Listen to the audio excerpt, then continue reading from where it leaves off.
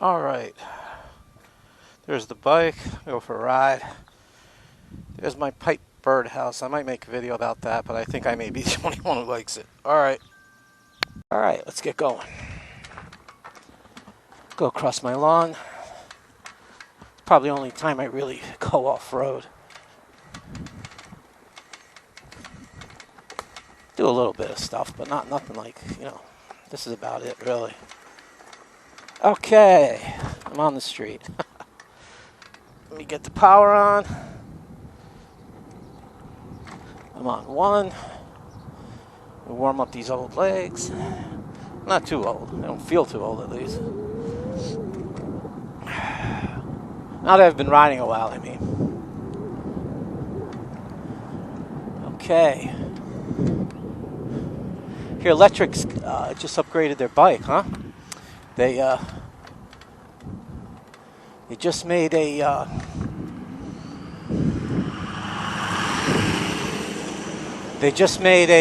front shock bike.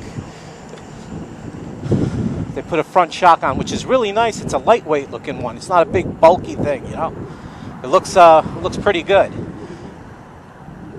And they also got a front basket and rear basket, heavy duty. And the front basket has mounting points for the basket. Very sturdy, heavy duty basket. Also, there's a new rear basket that's pretty heavy duty. Now, I've been saying this bike's a nice little hauler to go out pick things up on, It's nice to have destinations. It's nice to go out, go to the store, post office, pet store, whatever it is.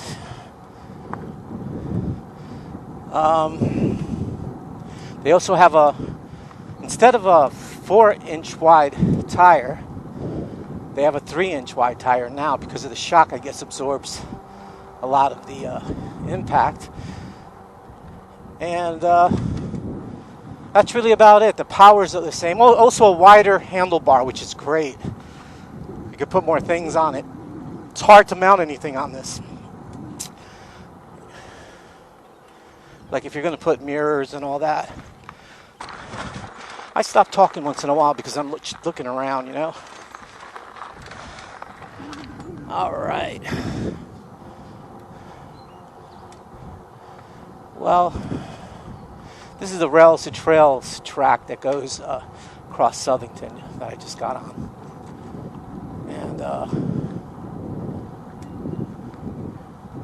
well, let's talk more about the bike, too. I think the bike's about $1,000 even, around, maybe. Which isn't bad, But again, once you get all the accessories, it's going to pop up. I like the shock seat. The post they have, I think, is the best one for the bike. I'd like to get a different seat too, and they also have a. Oh, I'm sorry. I was distracted. A guy went around me. I'm just chilling. I'm not here to go quick. Here to get a little workout. That's about it. Plus, I'm beat from the other day, man. I went for a ride, and I didn't want to store the bike with a full battery. I went like 8.5 miles, came back, and the battery was still kind of full. So I said, I'll go back out. I wanted to store it with, it's not good to store it full. So I went out for another ride, came back, it was still kind of full. I was like, geez. Then I guess I'm pushing the bike a lot harder now that I've been riding a little while. Not quite a while, a little while. And back to this. This is the Southington. I'm in Southington, and this is the Rails to Trails path that goes across Connecticut from Mass all the way down to New Haven. And I get on this a lot to pick up stuff, go to the grocery, go for a ride.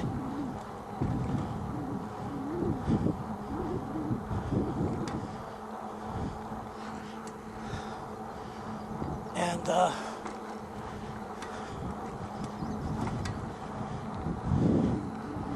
right.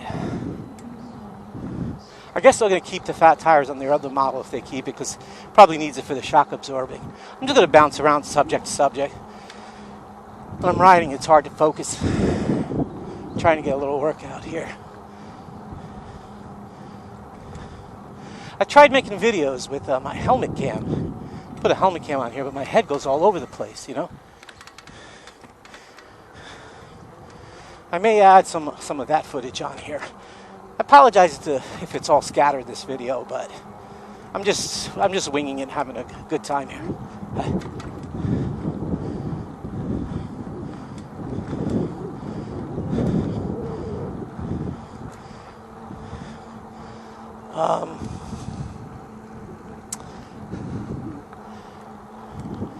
All right. All right, I'll stop here for a little while. These trails get a little crowded around town, so speed limit's about 18 miles an hour around here. So I never really set this bike to go really quick. I usually ride on this trail and on the street, but I'm not really looking to go that fast on this. You know, I think 20 miles an hour is quick enough for me on this. You know, if I really want to go quick, I'd get something different, you know. Maybe a moped or something. Not this. This is, I'm riding it like a bike. I'm chilling, riding. Getting a little workout. Try to keep a 60 cadence, get my heart going, be in the right gear. Try to push the bike a bit. You know, there's one thing you can really do a lot on this bike is you just ride it. And just get used to trying not to, if you go on 1 and 2 speed, and try not to waste a lot of power, keep the current down on 1, 2, and even sometimes even 0. If there's no wind and it's a perfect flat, sometimes you're going at 0. If you keep your 60 cadence and you're not going really fast. If you're going around 10 miles an hour, 11, 12, it's kind of good to do that once in a while. Take a little time, slow down, spin the bike, get in a good kit. If there's no wind and you're on a flat, and get used to pushing the bike a bit, you know? So what happens is if you get in a situation where you're low on battery, it'll be easy for you just to cruise with it on really low power. As soon as you get into 3, 4, and 5, you know, that's when the battery starts getting pushed. And I don't mind going there. I go there when I get on like busy roads. I'll open it up. But here on the path and on the side, I really don't have to. I always try to get in the right gears and stuff when I slow down. Get up on the sidewalks.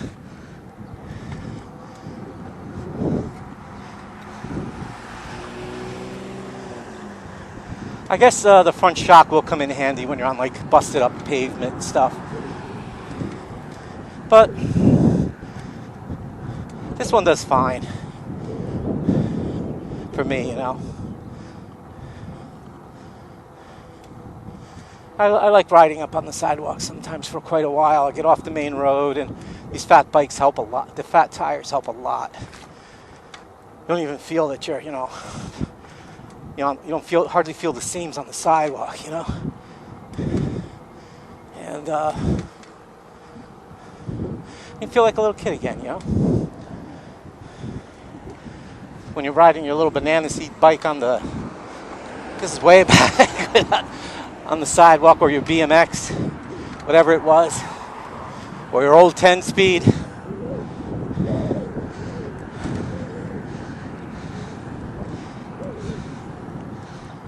I'm getting into Southington now, the center of town. This part of, there's a lot of historic houses around here. And there's also a historic house you can visit here.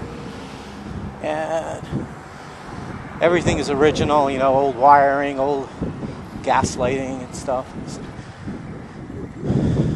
Maybe, I don't think it has wiring, just gas lighting. Let me stop here for a while. This is when I use the throttle, when I start up, so I don't fumble with the pedals. I gas it a little, get up on my pedals. so I'm not in the middle of the road all screwed up. This town has a lot of nice stuff. It's a good place to start off a bike ride if you're in Connecticut. There's a crepe food places here. That's a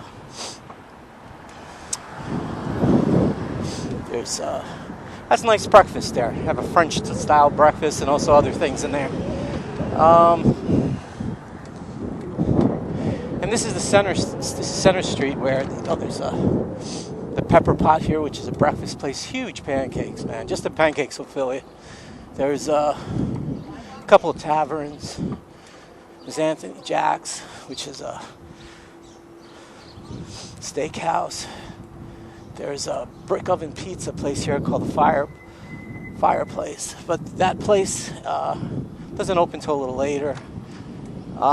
It has outdoor seating, brick oven pizza. There's ice cream. There's another tavern over here. There used to be a cigar shop here, but that went, unfortunately. There's a barber shop, tattoo shop. There's a deli here. Really good deli. Another tavern. Sons of Italy have a place here. There's a lot of activities here too. There's an Italian festival here every year, and there's also a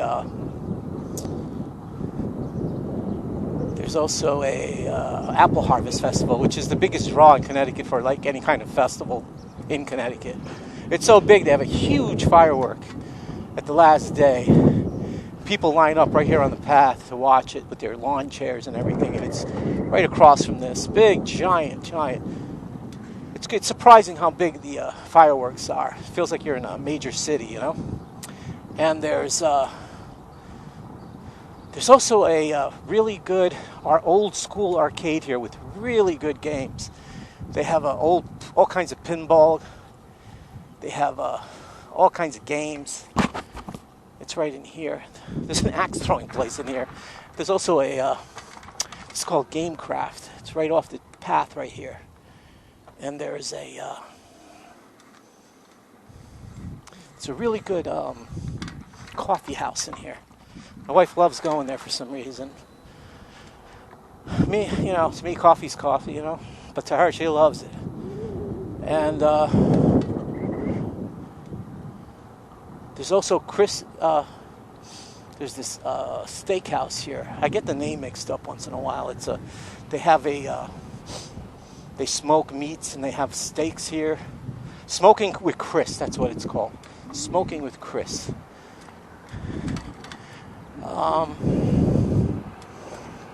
This town also has a few peculiar things about it. It has the haunted house from Connecticut movie, that Haunting in Connecticut. That's here. Also, there's another very spooky house down here called the Cummings House, which is a mansion. And in that mansion, it's a beautiful big mansion that's dilapidated, but it's been dilapidated forever. Been here 20 years. People go in there to rebuild it, but they never finish it, year after year. And I don't know what's going on there. All kind of mystery around it. Very rich family owned it once. They didn't stay there. They got another house, but they somehow kept that house too, but they didn't live in it. So it has all kinds of weird stories behind it. Kid stories about people being thrown down the well, and they put a big plate on top of the well, and but I don't think that's true at all. People say they see all kinds of things there, and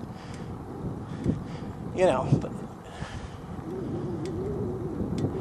I might make a Halloween video going to those places and going around them a bit, driving around them a bit, looking at them. Well, that's about it for today. I'll tell you one thing, there's a lot of churches here. Quite a few churches.